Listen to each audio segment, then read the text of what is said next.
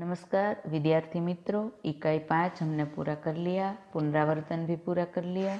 अब इकाई 5 का योग्यता विस्तार है, उसका काव्य है, समझते हैं।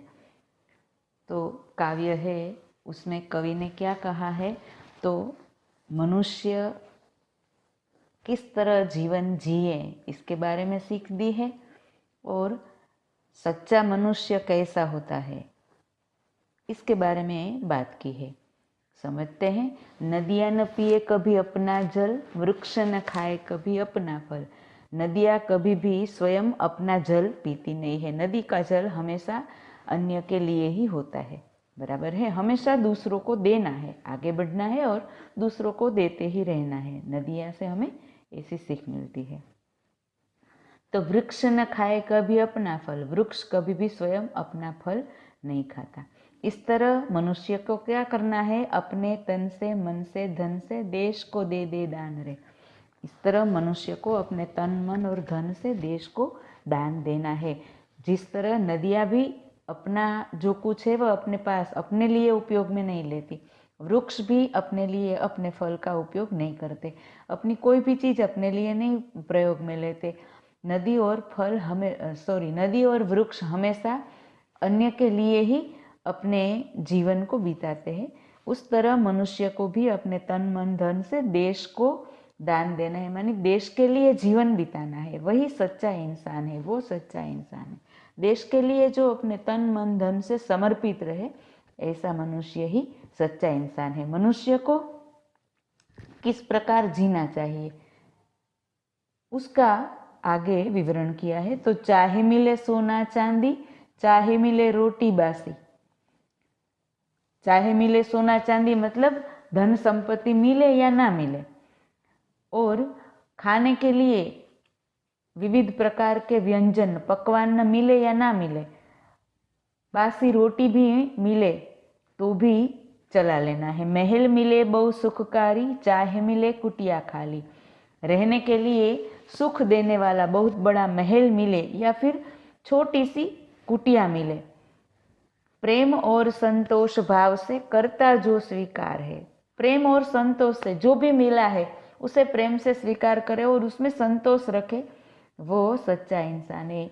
धन संपत्ति मिले ना मिले, खाने के लिए विविध प्रकार के व्यंजन मिले ना मिले, रहने के लिए बहुत बड़ा महल मिले या फिर छोटी सी झोंपड़ी मिले, जो भी मिले सब कुछ प्रेम से स्वीकार करे और संतोष से रहे, वही सच्चा इंसान है। इससे आगे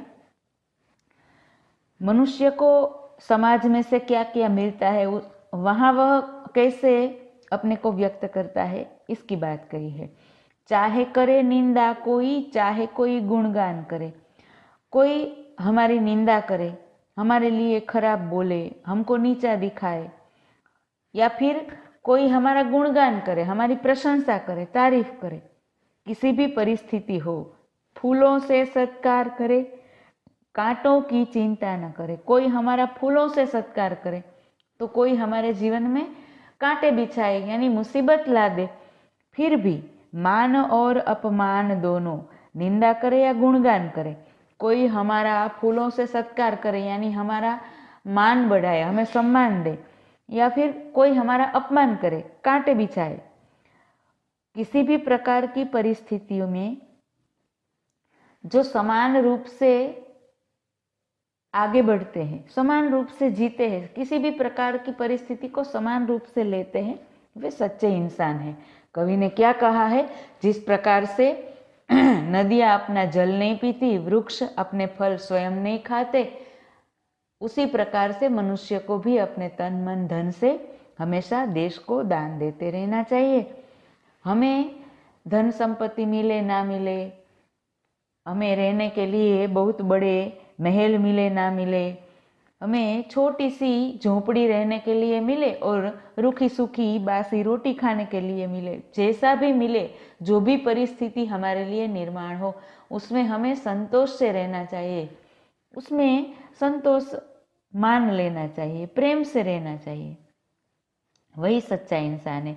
कोई हमारी निंदा करे, कोई हमारा अपमान करे या कोई हमारी प्रशंसा करे, हमें मान दे, सम्मान दे, कोई फूल से हमारा सत्कार करे या कोई हमारे जीवन में मुसीबत खड़ी करे, सभी परिस्थिति जिसके लिए समान है, जो सम्मान के समय फूल नहीं जाता और अपमान के समय दुखी नहीं होता, वही सच्चा इंसान है।